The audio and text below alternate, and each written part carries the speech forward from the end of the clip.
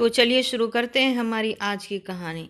मैं अपने कमरे में शांति से सो रही थी जब मुझे अचानक से कुछ आवाज़ें आई। मैं हैरान हुई क्योंकि मैं भी शादीशुदा औरत थी, इसीलिए मैंने तुरंत इन आवाज़ों को पहचान लिया।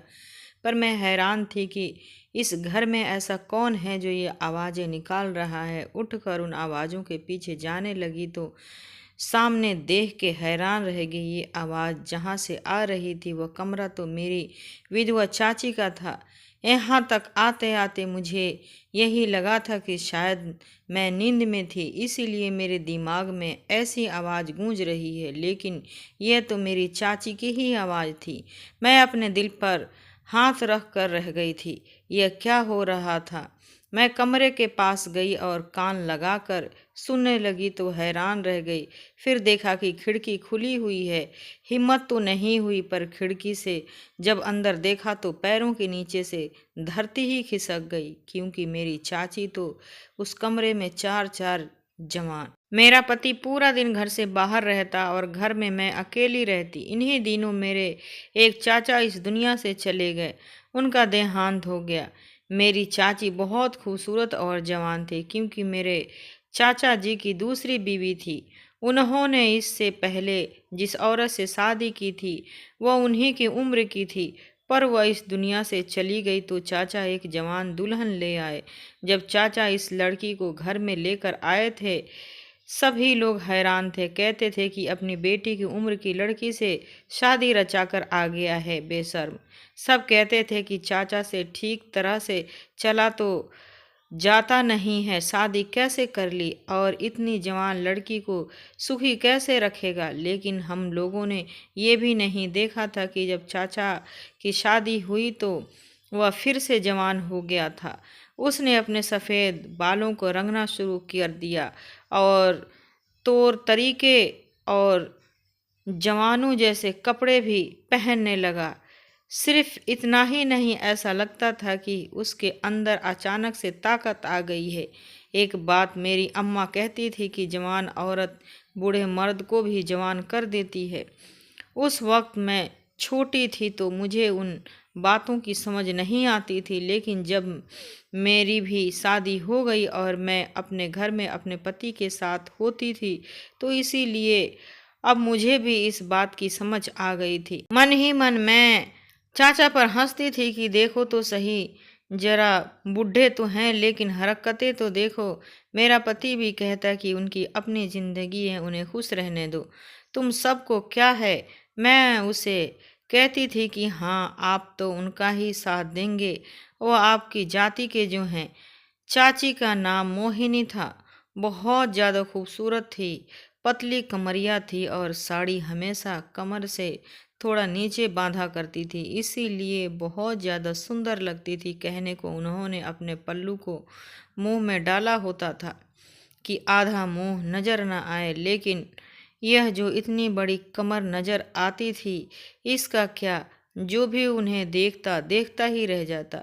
मेरे चाचा भी उनको मना नहीं करते, कहते साड़ी को जरा ढंग से बांध लो, लेकिन वह तो उनको देखकर खुश होते रहते।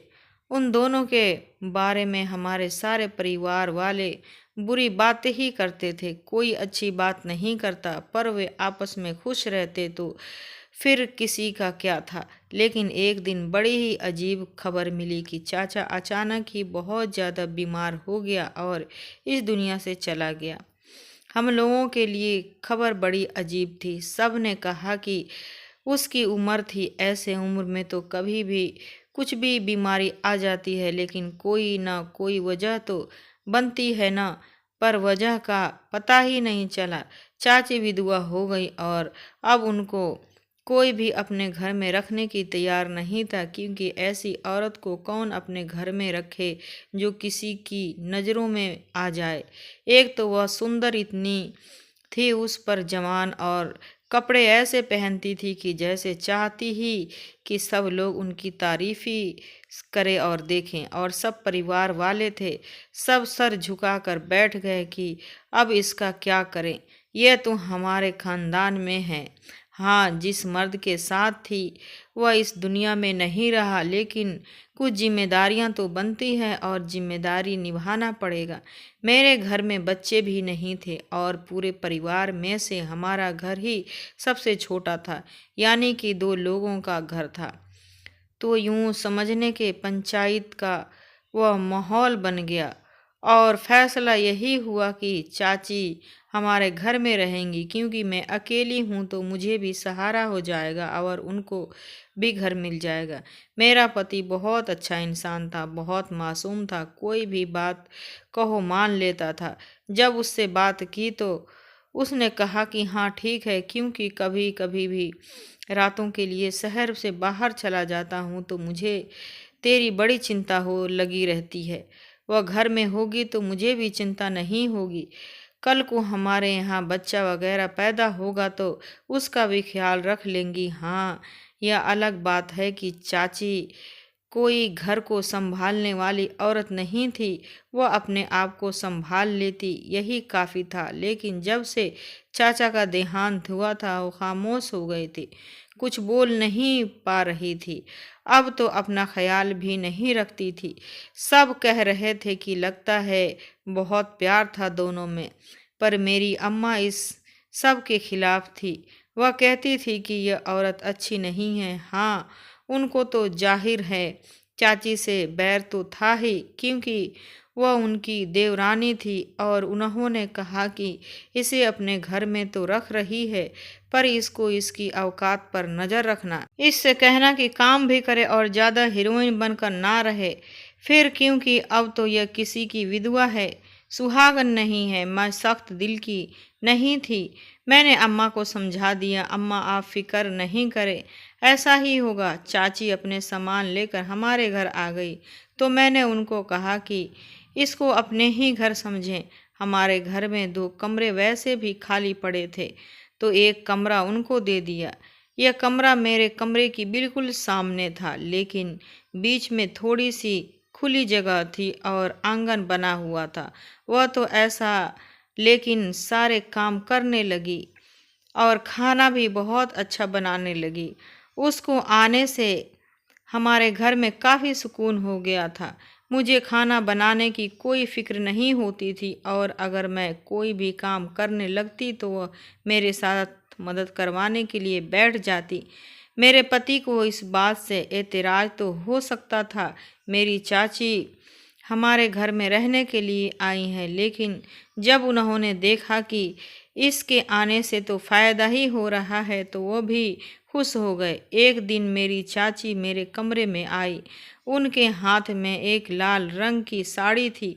उन्होंने कहा तेरे पास इसके मैचिंग के झुमके होंगे? मैंने कहा हाँ, देख लेती हूँ, शायद होंगे, पर आपको क्या करने हैं? उन्होंने कहा जरा निकाल देना, मैं तुझे बाद में बताऊंगी। मैं सोच रही थी कि यह तो विधवा हैं, इन्हें लाल रंग की साड़ी और झुमके का क्या करना है। खैर, मैंने उस साड़ी के साथ के झुमके उनको दे दिए। दोपहर में मैं अपने पति के साथ बैठी खाना खा रही थी तो मैंने उनको बताया कि आज चाची कह रही थी कि लाल रंग की साड़ी के साथ लाल झुमके हैं, उन्हें क्या करने हैं? तो मेरे पति ने कहा अरे मुझे क्या पता, शायद पहनना होगा। मैंने कहा आपको नहीं पता कि विधवा लाल रंग की साड़ी नहीं पहन सकती, इतना श्रृंगार नहीं कर सकती?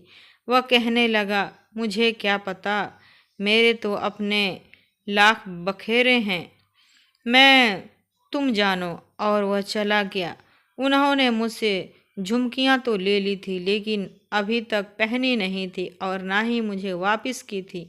मैं भी घर के कामों में लग गई थी। आजकल घर का सारा खाना वगैरह मेरी चाची बनाया करती थी और मेरा पति भी कहता था कि बहुत अच्छा खाना बनाती हैं। मैंने कहा क्यों, मैं अच्छा नहीं बनाती? तो उसने कहा तुम अच्छा बनाती हो, ये तुमसे अच्छा नहीं बनाती, लेकिन तुम उसकी तारीफ़ किया करो ताकि खाना वहीं बनाए और तुम आराम कर लिया करो। मैंने कहा हाँ, ये बात तो ठीक है, लेकिन जब रात हुई तो मुझे ऐसी गहरी नींद आई कि मुझे लगा मैं बेहोश हो गई हूँ। सुबह मेरी अम्मा मुझे कहने लगी कि रात को मैंने तेरे फ़ोन पर इतनी कॉल की, तूने फ़ोन क्यों नहीं उठाया? मैंने कहा, मेरा फ़ोन तो मेरे तकिए के पास ही पड़ा था, बिल्कुल मेरे कान के पास। अगर बजता तो मैं ज़रूर उठा लेती। उन्होंने कहा, फिर तो क्यों नहीं उठा रही थी? मैंने कहा, पता नहीं अम्मा, जिंदगी में पहली दफ़ा ऐसी नींद आई है, ऐसी शांति से सोई हूँ कि कब सोई हूँ कब उठी हूँ पता ही नहीं चला। अम्मा कहने लगी, घर में जवान विधवा को रखा हुआ है, पति तेरा जवान है और तू ऐसे घोड़े गधे बेच के सो जाती है। मैंने कहा, अम्मा क्या हो गया आपको? वह एक विधवा है और फिर मेरी चाची है, और मेरा पति ऐसा नहीं है। वैसे भी वह सुबह जाता है तो रात को आता है। कभी कभी मैं सो रही होती हूँ तो आता है, आज के सीधा सो जाता है। खाना भी ऑफिस वालों की तरफ से ही खा लेता है। कभी दोपहर में आ जाता है खाना खाने को। अम्मा मुझे बार बार कहती कि इस औरत पर नज़र रखना। मैं उनको तो कह देती थी कि ठीक है, लेकिन अब मैं इस बात पर हंसती। मुझे पता था कि यह सब करने की कोई ज़रूरत नहीं। जब से चाचा इस दुनिया से गए थे, तब से चाची बड़ी खामोश हो गई थी। मेरे पति की रूटीन बड़ी अजीब सी थी। हम दोनों एक दूसरे के साथ बैठने का भी वक्त नहीं मिलता था। यही वजह थी कि अभी तक हमारे यहाँ बच्चे की कोई भी खबर नहीं थी और सब लोग हमसे सवाल करते थे। मेरा पति मुझसे ज़्यादा ही दूर हो गया था। पहले तो कोई भी बात कर लेता, आजकल तो कुछ बोलते ही नहीं थे। अब मैंने उससे कहा कि बच्चा कर लेते हैं तो कहने लगा, बच्चा? मैंने कहा, हाँ, तो शादी के बाद बच्चा ही होता है और क्या होता है। और हमारी शादी को तो दूसरा साल हो गया है। लोग मुझसे बातें करते हैं, मुझसे पूछते हैं, मुझे अच्छा नहीं लगता और हमारे अंदर कौन सी कोई कमी है। ये सब तो आपकी वजह से ही है। आपने कहा था कि थोड़ा बिजनेस अच्छा हो जाए तो फिर कर लेंगे। अब बिजनेस भी अच्छा हो गया है और घर में चाची भी है तो इससे फ़ायदा उठाते हैं। मैंने आराम करूँगी, वह आराम करेगी और बच्चा भी संभाल लेगी। हमें कोई औरत रखने की ज़रूरत नहीं पड़ेगी। वो कहने लगा, इस बारे में सोचते हैं? मैंने कहा, सोचना क्या है, आपकी इतनी सुंदर पत्नी और आपके सामने बैठी है और आप सोच में पड़ रहे हैं।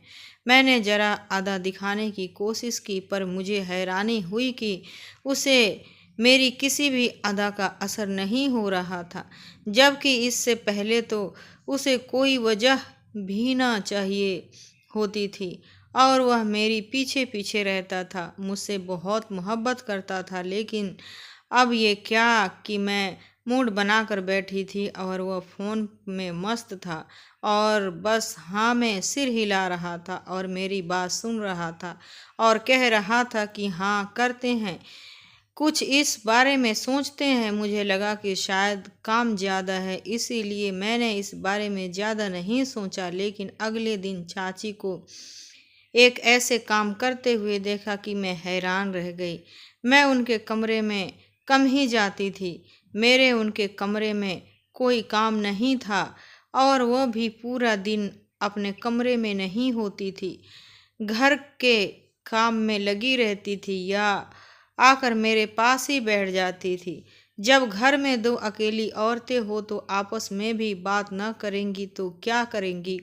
आज उनके कमरे में चली गई क्योंकि मुझे उनसे किसी चीज़ के बारे में पूछना था, लेकिन सामने देखा तो हैरान रह गई। चाची तो वहाँ लाल रंग की साड़ी पहनकर खड़ी थी और उनके साथ की झुमकियाँ उनके कानों में लटक रही थी और सिर्फ इतना ही नहीं, वह किसी दुल्हन की तरह तैयार हो रही थी। मैंने कहा, ये आप क्या कर रही हैं? आप तो विधवा हो। तो कहने लगी, क्या विधवा को दिल नहीं होता? बस ऐसे ही आज मेरा दिल कर रहा था ये सब पहनने का तो मैंने पहन लिया। मैंने कहा, चाची पाप लगेगा? तो कहने लगी, अरे भी तो बड़ी बातों पर पाप लगता है। थोड़ा पाप कमा लूँगी, लेकिन मेरा दिल कर रहा है। उन्होंने तो रोना शुरू कर दिया। मैंने कहा, अच्छा रो नहीं, जो दिल करता है कर लो, लेकिन बाहर नहीं जाओगी। यह सब कुछ गलत था, लेकिन जब तक उसे कोई देखता नहीं तब तक कोई मसला नहीं था। इसीलिए मैंने भी नहीं रोका, क्योंकि उन्होंने चाचा के साथ ज़्यादा वक्त नहीं गुजारा था, और वह जब उनके साथ होती थी तो रोज़ नई साड़ी पहनती थी। बल्कि मैं तो उनको कहने वाली थी कि अब आप तो विधवा हो गई हैं, तो अपनी अच्छी साड़ियाँ मुझे दे दो, लेकिन मैं बोल नहीं पाई। मैंने कहा, छोड़ो। शाम होते ही मुझे मेरे पति की कॉल आई और उसने कहा कि आज रात को मैं घर पर नहीं आऊँगा। जैसे कि मैंने पहले बताया, वो कभी कभी रात के लिए दूसरे शहर चला जाता था। उसका काम ही ऐसा था। मुझे आदत थी, इसीलिए मैंने उससे कह दिया कि ठीक है, तुम आराम से आना। वह तो घर पर नहीं था और चाची भी तैयार होकर 2-3 घंटे इधर उधर फिरती रही। उसके बाद सोने के लिए अपने कमरे में चली गई। आज भी खाना उसी ने बनाया था, लेकिन मैंने थोड़ा सा ही खाना खाया। बीच रात अचानक मेरी आँख खुल गई और मुझे अजीब सी आवाज़ें आने लगी। मैं समझ गई कि यह आवाज़ें किस किस्म की है, लेकिन यह मेरे घर में कैसे आ रही थी। मैं उठकर बाहर गई तो सामने देखकर हैरान रह गई, क्योंकि यह आवाज़ें तो मेरे चाची के कमरे से आ रही थी। पर वहाँ क्या कर रही थी? वह तो अकेली थी। मैं आगे बढ़ी और देखने के लिए कमरे की तरफ गई। मैंने सोचा था दरवाज़ा खोलकर चली जाऊंगी, लेकिन उसने दरवाज़ा अंदर से बंद कर रखा था। भला उसे दरवाज़ा अंदर से बंद करके सोने की क्या ज़रूरत थी? वह तो अकेली थी। यह तो पति पत्नी के तौर तरीके होते हैं कि रात को दरवाजे को अंदर से कुंडी लगाकर सोते हैं। दरवाज़ा तो नहीं खुल रहा था, लेकिन आवाज़ें आ रही थी। मैं हैरान हो गई और मैंने सोचा कि यह मामला तो किसी और तरफ का होता जा रहा है। मेरी अम्मा ने ठीक कहा था, ये औरत अजीब है। सुबह हुई तो मेरे पति का आ जाना चाहिए था, क्योंकि जब वह रात दूसरे शहर में गुजारता था तो फिर सुबह जल्दी आ जाता था, लेकिन वह आज नहीं आया। मैंने उसे फ़ोन किया था, पर वो फ़ोन नहीं उठा रहा था। दोपहर तक आया तो बड़ा खुश लग रहा था। मैंने कहा, क्या बात है, जिस काम से गए थे वह हो गया? उसने कहा, हाँ, जिस काम से गया था वह काम हो गया, बहुत अच्छी तरह हुआ, बहुत ज़्यादा खुश हूँ। मैंने कहा, अच्छी तरह? आप खुश हैं तो मैं भी खुश हूँ। मैं उसे बताने लगी रात को घर में क्या हुआ और मैंने कैसी आवाज़ सुनी। मैंने कहा कि मैंने किसी की सिसकियों की आवाज़ सुनी। मेरे पति ने कहा कि तुम्हें इस तरह की बात भी नहीं करनी चाहिए और किसी के कमरे की बाहर खड़े होकर उसकी आवाज़ नहीं सुनना चाहिए। मैंने कहा, तुम्हें समझ नहीं आ रही है कि मैं क्या कह रही हूँ?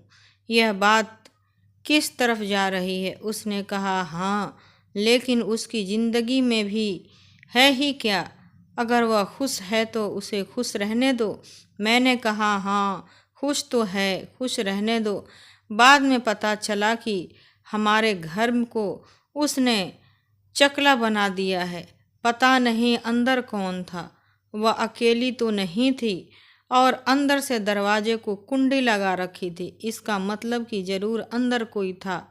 मेरे पति ने कहा, तुम भी तो आंखें बंद करके सो जाती हो, घर पर नज़र रखा करो। मैंने कहा, मैं क्या करती, बस मैंने खाना खाया, मैं अपने कमरे में जाकर सो गई और तुमने कहा तुम भी नहीं आ रहे। अब तुम एक काम करो, रात को घर आया करो ताकि कोई भी घर में ना आए। अगर पता होगा तो इस घर में मर्द है तो कोई दूसरा मर्द इस घर को नहीं आएगा। मेरे पति ने कहा, देखो, तुम्हारी चाची है, फिर भी मैंने उसे घर में रखा हुआ है। अब तुम जानो और वह जाने। अगर वह बुरी है तो उसको कहो यहाँ से चली जाए, लेकिन मैं उसे ऐसे कैसे कह सकती थी?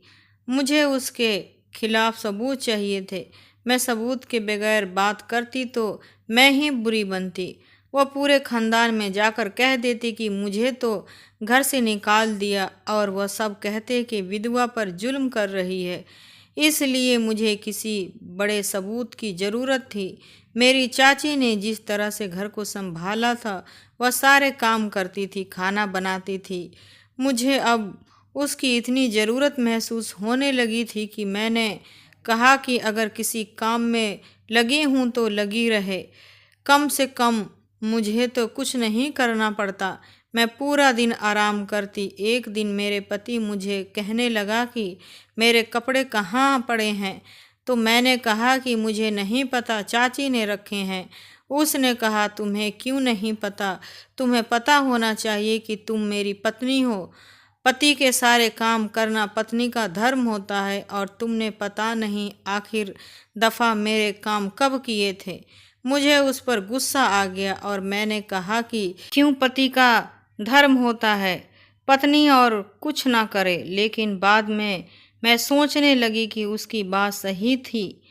चाची के आने से पहले मैं पति के सारे काम खुद ही किया करती थी, पर अब मैं बहुत आलसी हो गई थी। मैंने अपना पूरा घर चाची के हवाले कर दिया था। वह मेरे पति को बहुत सम्मान देती, उनकी बहुत इज्जत करती, अपने हाथों से खाना परोस परोस के उसे खिलाती और मैं सोई रहती। पता नहीं मुझे इतनी नींद क्यों आती थी। न मुझे दिन का पता चलता और न रात का। हमेशा ही मैं सुस्ती में रहती और मेरी चाची ने आज का नया रूटीन बना लिया था। क्या वह रोज ही दुल्हन बनकर खड़ी हो जाती, नई साड़ियाँ पहनती। अब हमारे घर कोई आ जाता तो वह फौरन सफ़ेद साड़ी पहन लेती, लेकिन जब कोई नहीं आता तो वह तेज तेज रंगों की साड़ियाँ पहनती और खूब तैयार होती और अक्सर रात को ही तैयार होती। मैं हैरान थी कि रात को तैयार क्यों होती है। रात को तो इंसान को सोना होता है, वो पूरे दिन का थका हुआ होता है और सो जाता है, लेकिन वो हमेशा रात को ही तैयार होती थी। मेरे पति भी आजकल घर से बाहर रातें गुजारने लगा था। मैंने जब पूछती तो कहता कि मुझे बहुत ज़्यादा काम है और मेरे से भी दूर दूर ही रहता। आज इस बात को भी महीना हो गया था कि मैंने उसे कहा था कि अब हमें बच्चा कर लेना चाहिए और उसने दोबारा इस बारे में बात भी नहीं की थी, जबकि पहले वह कभी कभी कहता था कि बच्चा पैदा करेंगे तो मैं ही मना करती रहती थी। एक दिन मैं घर में बैठी एक फिल्म देख रही थी जिसमें एक औरत दूसरे को ही कह रही थी कि जब अपना घर खुद ही पराई औरत के हवाले कर दिया जाए तो अब रोना किस बात का। अचानक से मेरी आँख खुल गई। अगर सोचा जाए तो मैंने भी तो यही किया था, अपना घर चाची के हवाले कर दिया था और ऐसा लगता था कि यह घर उसका है। कौन सी चीज़ कहाँ पड़ी है उसे ही पता होता था, मुझे तो नहीं होता था। खाना वह बनाती थी और अब तो मेरे पति ने खर्चा भी उसके हाथ में देना शुरू कर दिया था। जब मैंने कहा कि ये क्या है तो कहने लगा कि खुद ही जाकर भाजी तरकारी ले आएगी, तुम्हें परेशान होने की क्या ज़रूरत है, हिसाब किताब की वही करेगी। अगर एक भी रुपया इधर उधर किया तो उसी से सवाल करूँगा। उसी टाइम तो मैंने कहा हाँ कह दिया, लेकिन अब मैं यह सोचने लगी थी कि फिर मेरा इस घर में क्या काम है। मुझे ये पता लगाने की सख्त ज़रूरत थी कि मेरी चाची रोज़ रात को दुल्हन की तरह तैयार होकर क्यों रहती है और उसके कमरे से सिसकियों की आवाज़ क्यों आती जाती है। मुझे उसके कमरे में ताक झांक देखने की ज़रूरत थी, लेकिन ऐसा कोई जगह नहीं था जहां मैं उसके कमरे में झांक सकती थी। एक खिड़की थी, लेकिन वह अंदर से बंद होती थी और उस खिड़की को वह हमेशा बंद रखती थी। दरवाजे को भी अंदर से कुंडी लगा कर रखती थी। जब कोई इंसान इतना ज़्यादा सतर्क होता है और चीज़ों को हर तरह से छुपा छुपा कर रखता है तो इसका मतलब है कि वह कोई ऐसा काम कर रहा होता है जिसके बारे में वह किसी को बताना नहीं चाहता। मेरे पास एक ही रास्ता था कि मैं किसी तरह पहले से ही उस कमरे के अंदर छिप जाती, तो फिर यह पता चल सकता था कि उसके कमरे में क्या हो रहा है, क्योंकि जो कुछ हो रहा था वह चाची के कमरे के अंदर हो रहा था। 3-4 दिन से वह तैयार नहीं हुई थी और मेरे पति ने भी मुझे नहीं कहा था कि मैंने रात बाहर ही गुजारनी है। पर एक दिन उसका फ़ोन आया और कहने लगा कि आज मेरी रात बाहर होगी। मैंने कहा कि ठीक है, मैं भी अपनी अम्मा के घर जा रही हूँ। उसने कहा कि हाँ ठीक है, अगर ऐसा है तो बेहतर है, घर में तुम बोर हो जाती हो। मैंने कहा कि हाँ, पर वापस आओगे तो फिर हमें बहुत ज़रूरी बात करनी होगी। उसने ये भी नहीं पूछा कि कौन सी बात। उसने कहा मैं ऑफिस से ही दूसरे शहर चला जाऊंगा और कल सुबह 10 बजे तक आ जाऊंगा, तुम परेशान नहीं होना। मैंने कहा ठीक है। इधर मेरी चाची भी आज तैयार होना शुरू कर दिया था। यह बात मुझे हजम नहीं हो रही थी कि जैसे ही मेरे पति ने कहा कि मैं रात बाहर रहने वाला हूँ, चाची ने तैयार क्यों होना शुरू कर दिया। आज ही उसे तैयार क्यों होना था? 3-4 दिन से तो वह ऐसे ही फिर रही थी। मैंने कहा कि यह जो आप कर रही हैं ये अच्छी बात नहीं है, आपको बहुत पाप लग रहा है। तो कहने लगी कि मेरी तो ज़िंदगी वैसे ही बर्बाद हो गई है, अब मैं पुण्य कमाऊं या पाप कमाऊं इससे क्या फ़र्क पड़ता है, जो मेरा अपना था इस दुनिया से चला गया। मैंने कहा कि चाची, आपको चाचा की याद नहीं आती? आपको बड़ा खुश रखा हुआ था उन्होंने। तो कहने लगी कि हाँ, बहुत खुश रखा हुआ था तुम्हारे चाचा ने। दिखने में बूढ़ा था लेकिन अंदर से बिल्कुल जवान था। वाकई उसने मुझे बहुत खुश रखा था। मैं उसके साथ एक सुहागन की तरह रहती थी। मुझे अपने आप पर बड़ा अच्छा लगता था, इसीलिए तो आप पागलों की तरह तैयार हो जाती हो। मैं सुहागन थोड़ी हूँ। इतना कहकर रोने लगी।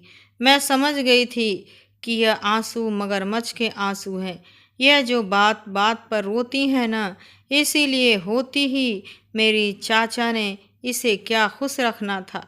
एक जवान औरत बूढ़े आदमी के साथ कैसे खुश रह सकती है? बस वह इस पर बहुत ज़्यादा पैसे लगाया करता था, इसीलिए खुश रहती थी, वरना उसके पास था ही क्या। मैंने कहा कि आप कहाँ चली? तो कहने लगी कि ज़रा स्नान करने जा रही हूँ। मैंने कहा कि चलो ठीक है, फिर मैं बाहर से दरवाज़ा बंद कर जाती हूँ। वैसे तो अमित के पास चाबी होती है, लेकिन उसने आज आना नहीं है, और अगर आपको जाना हुआ तो आप दूसरे दरवाज़ा से चली जाना। मैं अपनी अम्मा की तरफ जा रही हूँ, मुझे देर हो रही है। उसने कहा कि हाँ ठीक है, मुझे नहाने में थोड़ा समय लगेगा, तुम चली जाओ। अगर किसी ने आना हुआ तो आ जाना, तुम लोगों का घर है। मैं ज़रा तैयार होकर खुद को थोड़ी देर निहार लूँगी, उसके बाद खाना खाकर सो जाऊँगी। और मुझे क्या करना है, अकेली जान हूँ, मुझे क्या करूँगी। मैंने सोचा कि हाँ, वैसे मेरा दिल तो नहीं कर रहा जाने का। तो कहने लगी नहीं नहीं, तुम्हें तो जाना चाहिए, तुम्हारी अम्मा को भी तो तुम्हारी याद आती होगी। फ़ौरन से ही उसने अपने आंसू साफ किए। मैं समझ गई थी कि मामला क्या है। मैंने कहा कि हाँ मैं चलती हूँ। मैं अपने कमरे में चली गई और पर्स उठाकर कुछ चीज़ें चेक करने लगी। वह समझ गई कि मैं तो घर से जा रही हूँ। वो नहाने के लिए बाथरूम में गई और मैं फ़ौरन उसके कमरे में चली गई। उसके कमरे में मैंने ऐसी जगह तलाश कर ली जहाँ पर मैं छिप के खड़ी हो जाऊँ और किसी को भी पता ना चल सके कि मैं अंदर ही खड़ी हूँ।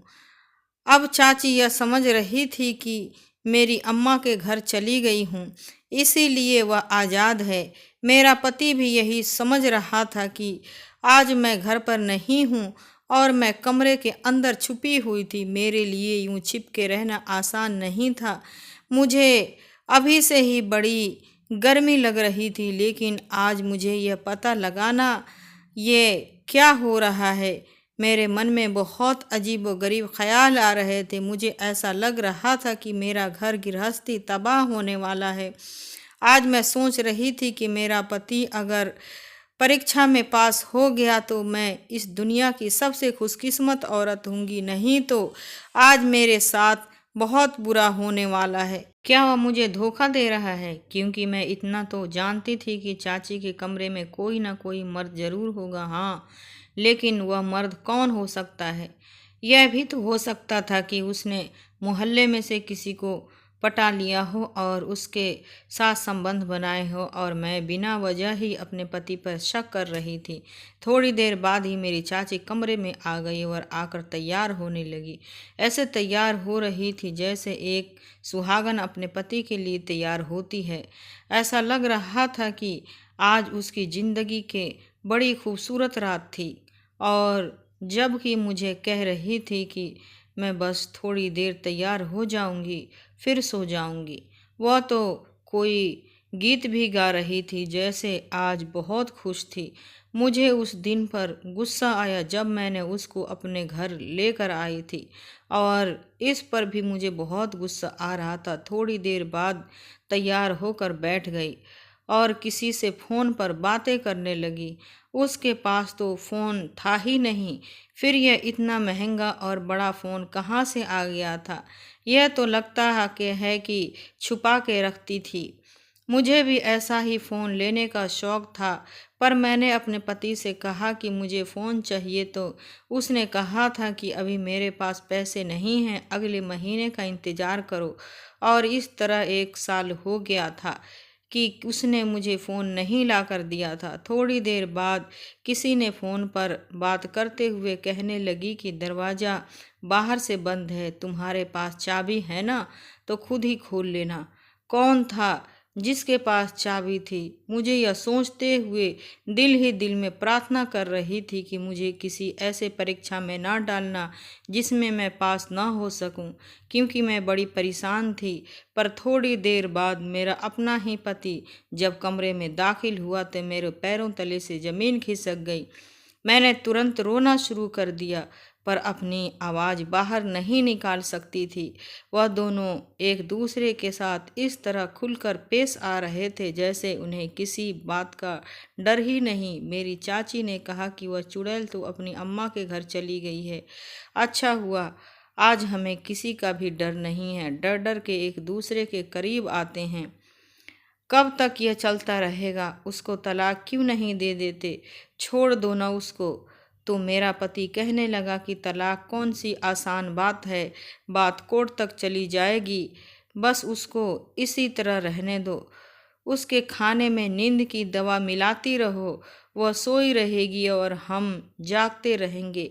अब मुझे समझ आ गया कि मुझे इतनी ज़्यादा नींद क्यों आती थी, क्योंकि खाना तो यह औरत ही बनाया करती थी और मेरे खाने में नींद की दवा मिला देती थी। मैं बेखबर सो जाती थी और यह इतनी ज़्यादा खतरनाक औरत थी कि मेरे घर में मेरे ही कमरे के अंदर मेरे ही पति के साथ रातें गुजार रही थी और मैं अपने ही घर में खोई पड़ी रहती थी और मुझे पता ही नहीं था कि मेरे साथ कितना बुरा हो रहा था। मैं इस दुनिया की सबसे बेवकूफ़ औरत थी। मुझे अपने ऊपर ही गुस्सा आ रहा था। उन लोगों ने जो करना था वो कर दिया और मेरा पति यह कहकर निकल गया कि मैं सुबह आऊँगा, क्योंकि मैं अपने पत्नी से कहना था कि मैं आज रात 12 बजे नहीं आ सकता, कहीं वह वापस ना आ जाए। तो वह कहने लगेगी कि कहीं वह वापस नहीं आएगी, अब मुझे छोड़कर ना जाओ। तो मेरे पति ने कहा, तुम इस बात को समझोगी, हमें बहुत ज़्यादा सतर्क रहने की ज़रूरत है, कोई आम बात नहीं है। मेरी चाची जब बाहर आई तो मैं कमरे से निकल के अपने अम्मा के घर चली गई, उनको सब कुछ बता दिया। उन्होंने भी मुझे ही बुरा भला कहा कि तेरी आंख बंद थी, तूने खुद अपने घर उस औरत के हवाले कर दिया। मैंने कहा उस औरत को मेरे घर से निकालो। मैंने अगले दिन सारे परिवार वालों को बुला लिया और पंचायत का माहौल बना दिया।